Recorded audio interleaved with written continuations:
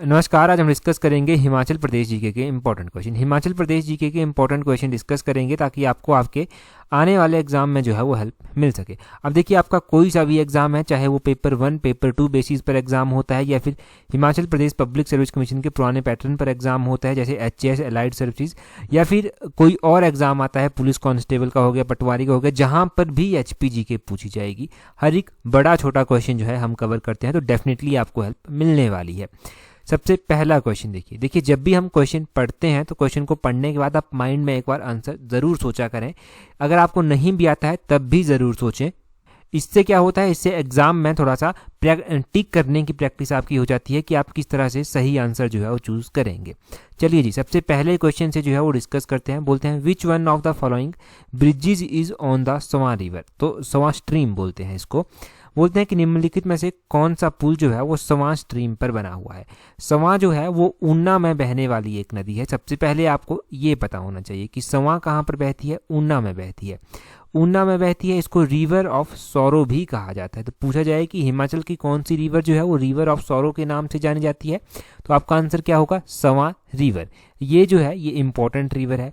अब बोलते हैं इसके ऊपर कौन सा पुल जो है वो इनमें से बना हुआ है। तो इनमें से अगर हम बात करते हैं तो इनमें से झलेरा पुल, ऑप्शन ए जो है वो सही आंसर हो जाएगा। झलेरा ब्रिज जो है वो इसके ऊपर बना हुआ है, ऑप्शन ए सही आंसर हो गया। आप पूछेंगे कि क्या इस तरह के क्वेश्चन एग्जाम में पूछे जाते हैं? डेफिनेटली पूछे जाते हैं, और 101% जो है इस तरह के क्वेश्चन एग्जाम में पूछे जाएंगे आगे भी। खासकर उन एग्जाम में जो सब्जेक्ट स्पेसिफिक एग्जाम हैं आपके, उनमें बहुत संभावना रहती है ऐसे क्वेश्चंस को पूछने की। सवां नदी पूछा जाए कहाँ पर बहती है, तो आप कहेंगे ऊना में बहती है। आपसे पूछ लिया जाए कि सवां वैली कहाँ पर है, तो कंफ्यूज नहीं होना है, सवां वैली भी जो है वो ऊना में ही स्थित है। ऊना डिस्ट्रिक्ट जो है वो आपका एक इम्पॉर्टेंट डिस्ट्रिक्ट है, तो इसका जो एरिया है, इसकी स्थापना है, ये आपको पता होना चाहिए। देखिए, ऊना का जो एरिया है वो है 1540 स्क्वायर किलोमीटर, जो कि पूरे हिमाचल का 2.77% जो है वो कवर करता है। ऊना का गठन जिले के रूप में 1972 को हुआ था। इससे पहले आपने ध्यान रखना है कि 1966 से पहले पंजाब के होशियारपुर जिले की तहसील जो था वो ऊना हुआ करता था, बिफोर 1966 से लेकर 1972 तक जो था ये कांगड़ा जिले का भाग रहा। सिंस 1966 टू 1972 ये कांगड़ा का भाग रहता है। 1972 में इसको एक अलग जिले के रूप में जो है वो बना दिया जाता है। ऊना जिले में जो है सवां घाटी के अलावा जसवां घाटी भी आती है, तो वो भी आपने ध्यान रखना है कि जसवां घाटी कहाँ पर है, तो ये भी आपको पता चल गया ऊना में जो है वो स्थित है। चलो जी, इतना आपने बेसिक जान लिया। अभी विधानसभा के इलेक्शन हुए थे तो ऊना में 5 विधानसभा की सीट्स आती हैं, ये भी ध्यान रखना। अभी एक और क्वेश्चन है आगे ऊना का, तो उसमें और भी जान लेंगे ऊना के बारे में। अगला क्वेश्चन देखिए, बोलते हैं Hurang Narayan temple is situated in which of the following valley. तो बोलते हैं कि हुरंग नारायण मंदिर जो है वो हिमाचल प्रदेश की कौन सी निम्नलिखित में से घाटी में स्थित है। बोलते हैं कि हुरंग नारायण एक ऐसा मंदिर है हिमाचल प्रदेश में, ये कौन सी घाटी में है, तो ये जो है ये चुहार वैली में स्थित है, ऑप्शन बी सही आंसर है। चुहार घाटी में ये स्थित है। अब ये चुहार वैली, चुहार घाटी कहाँ पर स्थित है, कौन से डिस्ट्रिक्ट में स्थित है? मंडी डिस्ट्रिक्ट में जो है ये वैली स्थित है। मंडी डिस्ट्रिक्ट में ये वैली स्थित है। आमतौर पर मंडी की जो आप कोई वैली पढ़ते हैं तो वो बल वैली पढ़ते हैं। मंडी की बल वैली जो है वो मंडी की मोस्ट फर्टाइल वैली है। ये आपका ये कि सबसे फर्टाइल वैली ही ये है मंडी की। ये जो मंडी डिस्ट्रिक्ट है ना, यहाँ पर बहुत सारे मंदिर हैं। यहाँ पर शिवरात्रि मेला जब होता है तो सारे देवी देवता जो हैं वो यहाँ पर आते हैं। अब मंडी में कौन कौन से जो है मंदिर हैं, कौन कौन से इंपॉर्टेंट टेम्पल हैं? मंडी में जो है भूतनाथ मंदिर आता है, जो शिखर आर्किटेक्ट स्टाइल में बना हुआ है। ये एग्जैक्टली मंडी शहर में ही जो है वो स्थित है। राजा अजबर सेन के द्वारा इसकी कंस्ट्रक्शन करवाई गई थी। मंडी में जो है वो कामाक्षा देवी मंदिर है, जो पैगोडा आर्किटेक्ट स्टाइल में बना हुआ है। मंडी में माधो राय मंदिर भी है। माधो राय मंदिर जो है वो 1705 में बनवाया गया था और राजा सूरत सेन के द्वारा जो था वो बनवाया गया था। मंडी में तारना देवी मंदिर भी स्थित है। मंडी में जो है वो मागरू महादेव मंदिर भी है। मागरू महादेव मंदिर जो है वो पैगोडा आर्किटेक्ट स्टाइल में जो है वो बना हुआ है। मोस्ट इंपॉर्टेंट पंचवक्रता मंदिर, पंचवक्रता मंदिर जो है ये मंडी में स्थित है। माहूनाग मंदिर जो है ये भी मंडी में स्थित है। तो ये आपने सारे मंडी के मंदिर जो हैं वो कवर कर लिए जो इंपॉर्टेंट हैं। एग्जाम पॉइंट ऑफ व्यू से। और हुरंग नारायण मंदिर के बारे में ध्यान रखना है कि चुहार वैली में स्थित है मंडी में, और करसोग टाउन के समीप जो है ये स्थित है, ये आपने ध्यान रखना है। इसका आर्किटेक्ट बहुत ही ओल्ड है, ये भी पता होना चाहिए। चलिए जी अगला क्वेश्चन देखते हैं अब हमारे पास क्या पूछा गया है। बोलते हैं to which village of Hamirpur district did Jamadar Lala who won Victoria Cross during the first world war 1914-1980 belong. तो बोलते हैं कि प्रथम विश्व युद्ध जो 1914-1918 के दौरान हुआ था, इस दौरान जो था वो विक्टोरिया क्रॉस जीतने वाले जो था वो जमादार लाला हमीरपुर जिले के किस कस्बे से जो है वो संबंध रखते हैं। तो ये हमीरपुर जिले के किस कस्बे से जो है वो संबंध रखते हैं जमींदार लाला, ये हमीरपुर के परोल जिले से संबंध रखते हैं। ऑप्शन ए जो है वो सही आंसर है, परोल जिले से संबंध रखते हैं, ये ध्यान रखना है। पहले तो हम इन्हीं के बारे में थोड़ा सा डिस्कस कर लेते हैं। इंपॉर्टेंट वन बोलते हैं कि लाला जो थे, लाला जमींदार लाला जो थे, इनका जन्म जो था वो परोल विलेज में हुआ था जो हमीरपुर जिले में प्रेजेंट टाइम में पड़ता है। जब इनका जन्म हुआ था तो हमीरपुर कांगड़ा डिस्ट्रिक्ट का एक भाग हुआ करता था, पंजाब प्रोविंस में ये आता था। 1876 में जो था यहाँ माना जाता है कि इनका जन्म हुआ था, परंतु कुछ एक एविडेंस ऐसे हैं जिनके अनुसार माना जाता है कि 1882 में इनका जन्म हुआ था। अगर 1876 को इनका बर्थ करेक्टली माना जाता है कि इस दौरान हुआ था, तो ये इनको जो था वो विक्टोरिया क्रॉस अवार्ड 1916 में जो था वो मिला था, और उस टाइम ये लगभग 40 साल के जो हैं वो रहे होंगे। तो ये आपने ध्यान रखना है। जमींदार लाला के बारे में हमीरपुर जिले से जो है वो संबंध रखते हैं। विक्टोरिया क्रॉस अवार्ड इनको फर्स्ट वर्ल्ड वॉर के दौरान मिला था। अब मैं विक्टोरिया क्रॉस अवार्ड के बारे में आपको थोड़ा सा बता देता हूँ। ये जो विक्टोरिया क्रॉस अवार्ड है ये महारानी विक्टोरिया द्वारा जो था वो जनवरी 1856 में जो था वो क्रीमियन युद्ध हुआ था, उसी दौरान जो था ये जारी किया गया था। उस दौरान सैनिकों के द्वारा जो बहादुरी दिखाई जाती थी, तो बहादुरों को जो था वो सम्मान देने के लिए जो था ये दिया जाता था। प्रारंभ में जब इसको स्टार्ट किया गया था तो ब्रिटिशर्स के द्वारा दिया जाता था, तो मरणोपरांत जो था ये अवार्ड नहीं दिया जाता था। 1907 में इस नीति को परिवर्तित जो था वो कर दिया गया, और उसके बाद 1991 में देखने को मिलता है कि ऑस्ट्रेलिया, न्यूजीलैंड और कनाडा, इन कंट्रीज़ ने जो था वो अपने सम्मान में जो इन्होंने जो वीरता अवार्ड चलाए, उनका नाम जो था वो इन्होंने विक्टोरिया क्रॉस से जो था वो स्टार्ट किया था। और दुनिया में अगर हम बात करते हैं विक्टोरिया क्रॉस का सबसे बड़ा संग्रह जो है वो कहाँ पर है, तो सबसे बड़ा विक्टोरिया क्रॉस का संग्रह जो है वो लंदन में है, और लंदन के इंपीरियल युद्ध संग्रहालय में जो है वो देखने को मिल जाता है।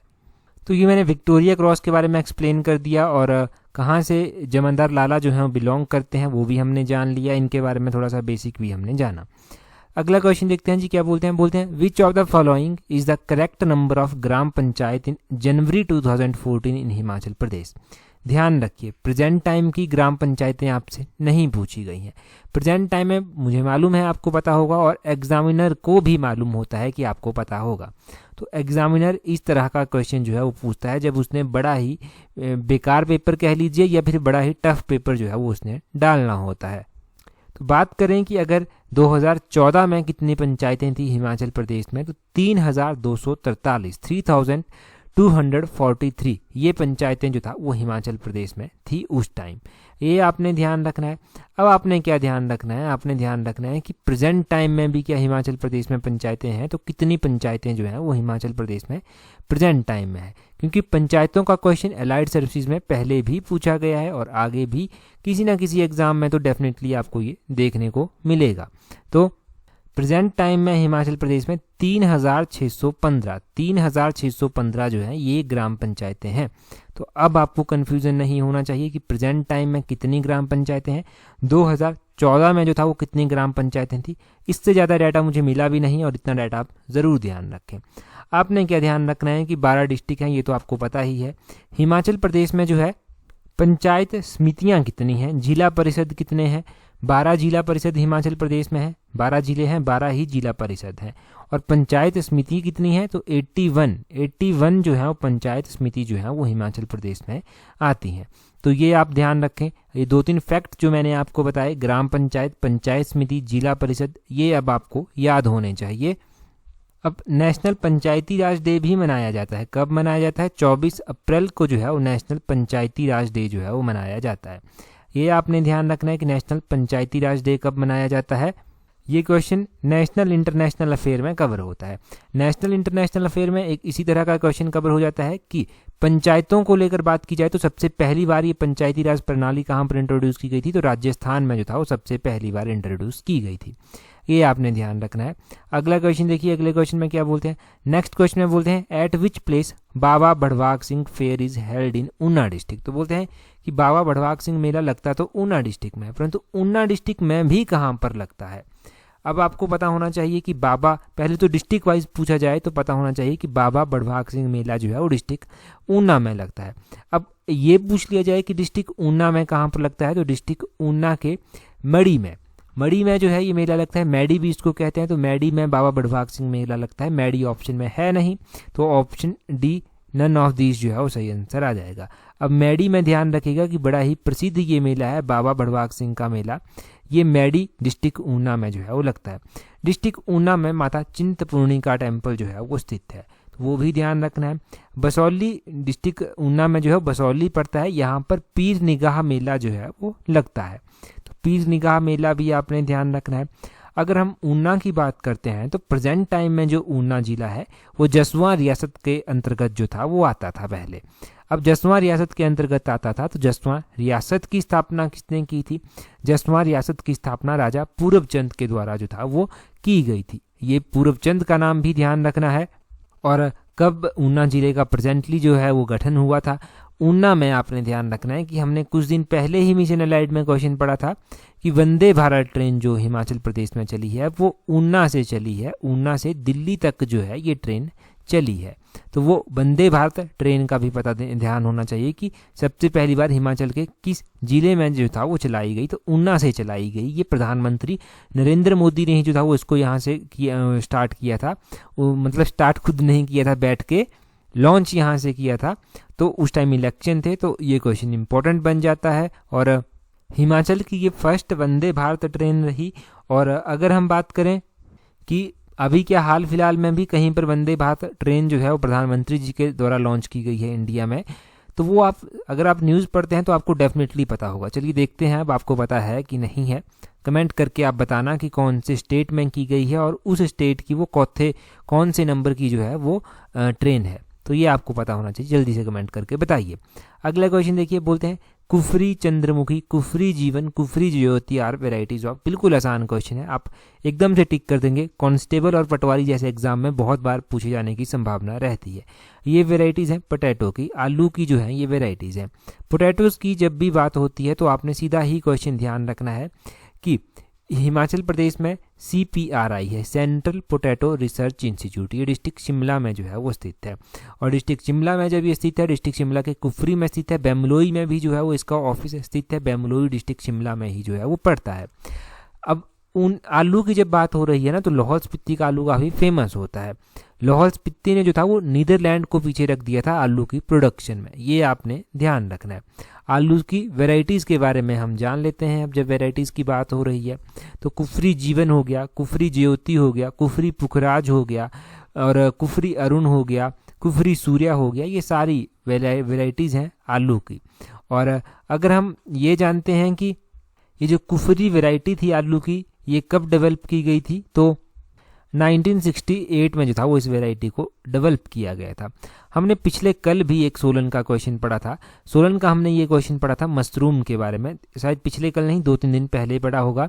हमने ये पढ़ा था कि साइंटिफिक लाइन पर जो डिस्ट्रिक्ट सोलन में जो था वो मशरूम की कल्टीवेशन स्टार्ट की गई थी, वो कब की गई थी, वो 1977 में की गई थी। एग्जैक्टली आलू की जो कुफरी वैरायटी इंट्रोड्यूस की गई थी उसके 9 साल के बाद जो है वो देखने को मिलता है कि मॉडर्न या फिर साइंटिफिक लाइन पर जो है वो कल्टीवेशन मशरूम की सोलन डिस्ट्रिक्ट में स्टार्ट हो जाती है। और अब देखिए क्या परिणाम है कि मशरूम सिटी के नाम से जो है वो सोलन डिस्ट्रिक्ट को जाना जाता है, ये ध्यान रखना है। तो पोटैटो तो कवर हो गया, पोटैटो के साथ साथ हमने मशरूम भी कवर कर लिया। और व्हीट, हमारे यहाँ पर व्हीट उगाया जाता है, मेज यहाँ पर उगाया जाता है। तो व्हीट की कौन कौन सी वेराइटीज़ हैं, व्हीट की वेराइटीज़ में जो है वो कल्याण सोना, सोनालिका आ जाता है, ओमकारेश्वरम आ जाता है, राज 3777 आ जाता है, और RR21 आ जाता है। तो ये वेराइटीज़ एक बार सुन लीजिए व्हीट की, बस सुनना काफ़ी है, जब हम अलग से कभी पढ़ेंगे तो ज़्यादा अच्छे से रिवाइज़ कर लेंगे। तो व्हीट की वेराइटीज़ आपने रिवाइज़ कर ली। मेज की वेराइटीज़ हैं, उसमें विजय आमेर आता है और BL42 आता है, BL78 आता है, हिम 123 आता है। तो वो मेज की है, वो भी ध्यान रखें। अगला क्वेश्चन देखिए, बोलते हैं which of the following combination is not correct. तो बोलते हैं कि इनमें से कौन सा संयोजन सही नहीं है। संयोजन की बात करें, कुछ हमारे पास ट्राइब्स दी गई हैं और कुछ उनसे रिलेटेड टर्म दी गई हैं। सबसे पहले स्वांगला ट्राइब दी गई है। स्वांगला ट्राइब, क्या कुआ ब्याह यहाँ का कोई रिलेट करता है? तो बिल्कुल सही बात है, स्वांगला ट्राइब में जो है वो कुआ ब्याह मैरिज का टाइप होता है। गद्दीज की बात करें तो गद्दीज में दान पुन जो है वो मैरिज का टाइप होता है, बिल्कुल सही बात है। किन्नौरा की बात करते हैं तो क्या इनके बीच में झंझारा जो है वो एक मैरिज का टाइप होता है? थोड़ा सा डाउटफुल है। पंगवाल्स की बात करते हैं तो क्या डोगरी जो है वो मैरिज का टाइप होता है? बिल्कुल सही बात है, डोगरी जो है वो मैरिज का टाइप होता है इनके बीच में। तो किन्नौरा जो है वो गलत आंसर होगा। किन्नौर में जो है ये झंझारा मैरिज का टाइप नहीं है। तो फिर कहाँ पर है? आपने तो पढ़ा है कहीं ना कहीं पर, तो ये गद्दीज के बीच में जो है वो है। गद्दीज मुख्य रूप से जो है वो डिस्ट्रिक्ट कांगड़ा और डिस्ट्रिक्ट चंबा में जो है वो पाए जाते हैं। ये भी आपने ध्यान रखना है कि गद्दी ट्राइब मुख्य रूप से कहाँ पर रिजाइड करती है। अब देखो, हमारे हिमाचल में कुछ एक ट्राइब्स हैं, उनके बीच में मैरिज के टाइप हैं और डेफिनेटली एग्जाम में वो पूछे जाते हैं, तो उनको रिवाइज करना बहुत ज़्यादा ज़रूरी है। हम बात करते हैं खसास के बीच में जो मैरिज के टाइप होते हैं। तो खस ट्राइब के बीच में जो है वो प्राइनो, गदर और बियाह, ये जो है वो मैरिज के टाइप होते हैं, ये आपने ध्यान रखने हैं। अब हम बात कर रहे थे पंगवाल ट्राइब की। तो पंगवाल ट्राइब के बीच में एक तो डोगरी मैरिज का टाइप होता है, एक पिटचुक यहाँ पर मैरिज का टाइप होता है। पंगवाल ट्राइब के बीच में जो विडो रीमैरिज होती है उसको टोपी लाना जो है वो कहा जाता है। और उसी तरह जो है वो गद्दी ट्राइब जो है वो आती है। तो गद्दी ट्राइब की हम जब बात करते हैं तो गद्दी ट्राइब के बीच में जो है वो बट्टा सट्टा, दानपुन, झिंडफुक और जंझारा जो हमने अभी डिस्कस भी किया, ये जो है वो मैरिज के टाइप होते हैं। स्वांगला ट्राइब के बीच में तसुद तवाकची, ये डाइवोर्स का टाइप होता है। ध्यान रखना है कि तसुद तवाकची डाइवोर्स का टाइप है। और उसी तरह कुआ ब्याह होता है, मजमी ब्याह होता है और रुस्ताते ब्याह होता है। ये जो है ये मैरिज के टाइप जो है वो इनके बीच में होते हैं। तो मैरिज के टाइप जो विडो रीमैरिज होती है किसी ट्राइब के बीच में, वो भी आपने ध्यान रखनी है। कोई डाइवोर्स का टाइप है वो भी आपने ध्यान रखना है। ये क्वेश्चन डेफिनेटली पूछे जाएंगे, पढ़ने ही पड़ेंगे आपको और याद रखने भी पड़ेंगे, तो इसलिए हम रिवाइज जो है वो बार बार इनको करते रहते हैं। अब ये तो हो गया यहाँ से। अगला क्वेश्चन देखते हैं हमारे पास क्या पूछा गया है। अगले क्वेश्चन में बोलते हैं viceregal lodge was designed by which British architect. तो बोलते हैं कि वाइस रेगल लॉज जो था वो किस ब्रिटिश आर्किटेक्चर के द्वारा जो था, कौन सा ब्रिटिश डिजाइनर था जिसने इसको तैयार किया था, डिजाइन किया था। तो इसको डिजाइन किया गया था हेनरी इरविन के द्वारा। ऑप्शन बी जो है वो सही आंसर है। हेनरी इरविन ने इसको डिजाइन तो कर दिया, परंतु उस टाइम वाइसराय कौन होते थे ये भी तो क्वेश्चन पूछा जा सकता है। तो भारत के वाइसराय उस टाइम लॉर्ड डफरिन हुआ करते थे, उनके कार्यकाल के दौरान हुआ। कौन सा ईयर था? तो 1880 के आसपास जो था ये डिज़ाइन किया गया। कब ये बनकर तैयार हो गया? तो 1888 में जो था ये बनकर तैयार हो गया था, ये भी आपने ध्यान रखना है। और इसमें रुकने वाले पहले जो वाइसराय बने थे वो कौन बने थे? लॉर्ड डफरिन ही थे, जिन्होंने सबसे पहले यहाँ पर रहना जो था वो स्टार्ट किया था। और अगर हम प्रेजेंट टाइम में इसका बात करते हैं तो प्रेजेंट टाइम में जो है ये Indian institute of advance study के पास है और Indian institute of advance study जो है वो यहाँ से कार्यरत है। अगर हम बात करते हैं कि कब इसको हैंडओवर किया गया Indian institute of advance study को, तो आपने ध्यान रखना है कि Indian institute of advance study को जो है 1965 में जो था ये हैंड ओवर कर दिया गया था। 1965 में डॉक्टर सर्वपल्ली राधाकृष्णन के द्वारा जो था वो इसे हैंड ओवर कर दिया गया Indian institute of advance study को। तो ये बेसिक चीज़ें आपने ध्यान रखनी है इसके बारे में। कभी जाएंगे तो चौड़ा मैदान के समीप जो है ये स्थित है, चौड़ा मैदान के समीप जो है ये स्थित है, ये भी ध्यान रखना है। अगला क्वेश्चन देखते हैं जी क्या बोलते हैं नेक्स्ट क्वेश्चन में। नेक्स्ट क्वेश्चन में बोलते हैं डोलांजी बॉन मोनेस्ट्री इज सिचुएटेड इन। तो बोलते हैं कि डोलांजी बॉन मोनेस्ट्री जो है वो कहाँ पर स्थित है। ये मोनेस्ट्री शायद हमने पहले भी पढ़ रखी है। तो ये मोनेस्ट्री कौन से डिस्ट्रिक्ट में है? डिस्ट्रिक्ट सोलन में जो है ये मोनेस्ट्री स्थित है। ऑप्शन बी सही आंसर है। तो अब डोलांजी बॉन मोनेस्ट्री के बारे में आपने इतना ध्यान रखना है कि डिस्ट्रिक्ट सोलन में स्थित है। डिस्ट्रिक्ट सोलन का कल हमने मोहन हेरिटेज पार्क जो था वो पढ़ा था, ठीक है। मोहन हेरिटेज पार्क कहाँ पर है? सोलन में स्थित है। शूलिनी माता का मेला जो है वो अगले महीने यानी कि जून के महीने में जो है वो लगेगा। तो वो कहाँ पर लगता है और कौन से महीने में लगता है वो भी आपने ध्यान रखना है। अब इसके अलावा आपने ध्यान रखना है कि जतोली मंदिर भगवान शिव को जो है वो डेडिकेटेड है, और ये मंदिर जो है वो काफ़ी ऊंचा है, हिमाचल का या फिर एशिया का भी कहीं पर लिखा गया है कि एशिया का हाईएस्ट शिवा टेम्पल है ये, परंतु हिमाचल का ही आप मान के चलिए, क्योंकि कई बार फैक्ट चेंज भी होते रहते हैं। तो जतोली मंदिर जो है वो कहाँ पर स्थित है, ये भी डिस्ट्रिक्ट सोलन में जो है वो स्थित है। तो डिस्ट्रिक्ट सोलन के ये मंदिर, डिस्ट्रिक्ट सोलन की ये डोलांजी बॉन मोनेस्ट्री, ये सारे आपको याद होने चाहिए, ये इंपॉर्टेंट हो गए। और डिस्ट्रिक्ट सोलन में ही आपने ध्यान रखना है जो आपकी कालका शिमला रेलवे लाइन जाती है, ये जो कालका शिमला रेलवे लाइन जाती है यहाँ पर, इसमें जो है जो सबसे लंबी टनल आती है, जो कालका शिमला रेलवे लाइन में सबसे लंबी टनल आती है, बड़ोग टनल जिसको कहते हैं, वो डिस्ट्रिक्ट सोलन में ही जो है वो पड़ती है। तो वो सारे डाउट आपके क्लियर हो गए, रिवाइज कर लिया आपने। अगला क्वेश्चन देखिए, बोलते हैं what is the geographical area of Kuthar princely state before 15 अप्रैल 1948। तो 15 अप्रैल 1948 से पहले कुठार रियासत का भौगोलिक क्षेत्र जो था वो 1 स्क्वायर मीटर था, ये आपने ध्यान रखना। आप कहेंगे कि 1 स्क्वायर किलोमीटर कैसे हो सकता है जी इतना छोटा। अब आई डोंट नो कैसे है कैसे नहीं है, परंतु ये शिमला प्रिंसली स्टेट या फिर महासू प्रिंसली स्टेट के अधीन जो था वो आता था, और इसका एरिया जो है वो इतना ही था, और ये किताबों पर लिखा गया है एरिया कि इतना जो था वो उस टाइम जब होता था। अब ये हो सकता है कि उस टाइम कुछ ऐसी सिचुएशन आई हो कि महासू में इसको मिला दिया गया हो, फिर कागजों पर ही जो है वो इसका अस्तित्व रह गया हो, कुछ इस तरह से हो सकता है, ये आप मान के चलिए। एरिया आप इतना ज़रूर ध्यान रखें।